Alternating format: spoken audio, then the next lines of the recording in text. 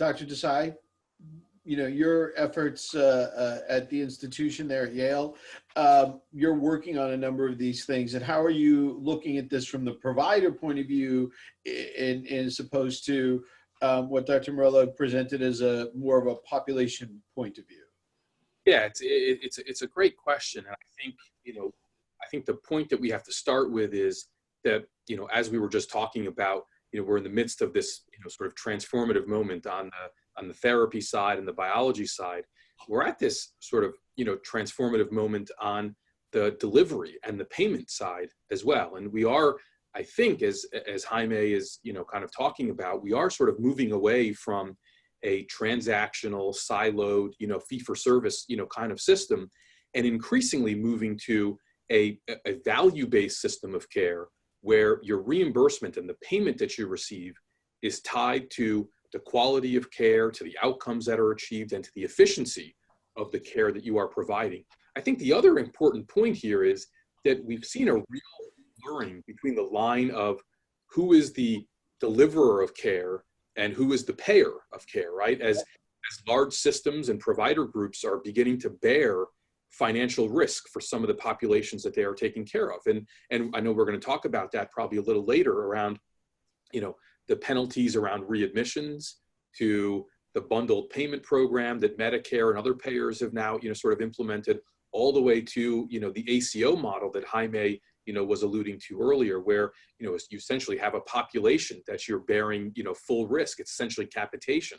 And so there, I think it gives you the flexibility and the creativity to think about, how do you drive high value preventative care?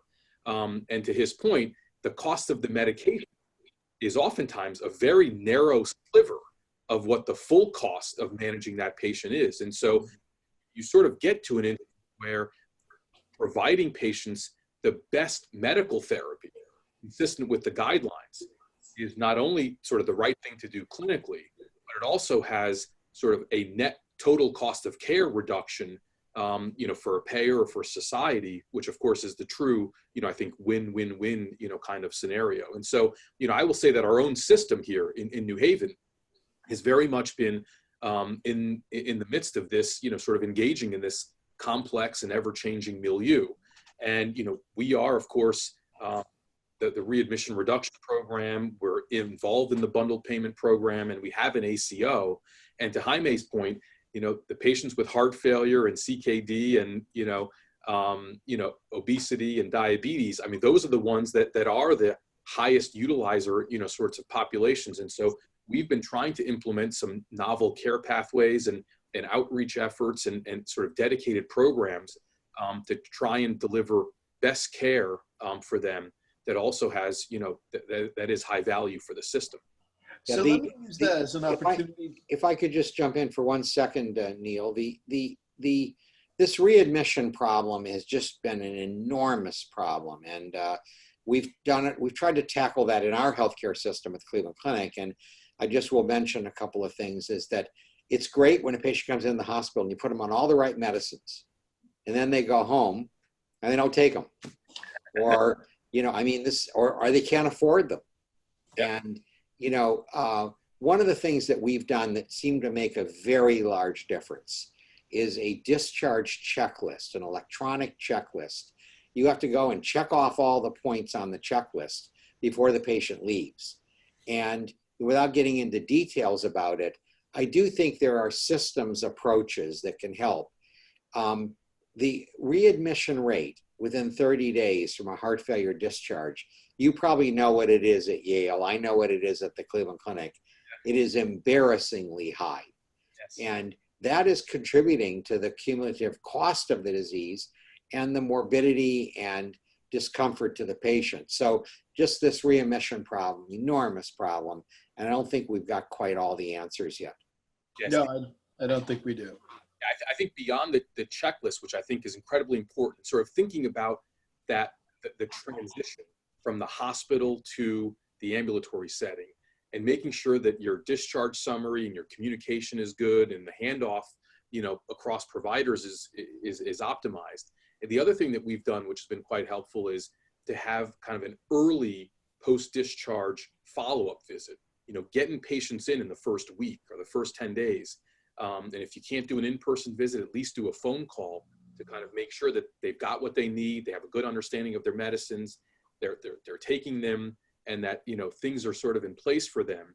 I think that's really critically important. And the other adjunctive piece of that is we've invested very heavily in a disease management program for heart failure with a number of sort of ambulatory clinics that are really tasked with titrating up guideline-directed medical therapy. They can also do same-day infusions, of diuretics to try and avoid hospitalizations. And then complementary to that, of course, is a remote monitoring, kind of program with emerging devices and things that are available to really have infrastructure and capacity to manage patients and leverage all the technology that exists to try and prevent hospitalizations and optimize care. Now, there are two elements that I want to include in this model that we're talking about. One is we have, normally we have within the organization 3 ways to look at different groups. The Medicare population, what we call the commercial population, which that's fully insured, and then the Medicaid. I can tell you that the Medicare, we're starting with the Medicaid group. We're highly interested in 2 aspects from the strategic standpoint. One is the home care, and the other one is technology. So that ties to those elements that Nihar was talking about, which is if we allow that person who goes home to be connected, and again to Dr. Nissen's point, which is we don't know whether they're taking medications, but if we can create an environment where they can be in connection with us and ensure that they're taking the medications, little touch basis and on a regular basis. Did you take your medication? How do you feel today? And that can be done remotely. That can be done with technology. That can be done with artificial intelligence. We do have pilots already doing that. Even voice speaking recognition, not just putting people have to write down things, just using voice recognition. So that technology and that component of daily touch is going to make a difference, because this is a bigger issue for us, is that we have to get out of this paradigm of practicing medicine only when we have the patient in front of us in the office or when we see that patient in the hospital. It has to be a continuous virtual access where everybody has an opportunity to say what they need to say or ask the question that they should be asked.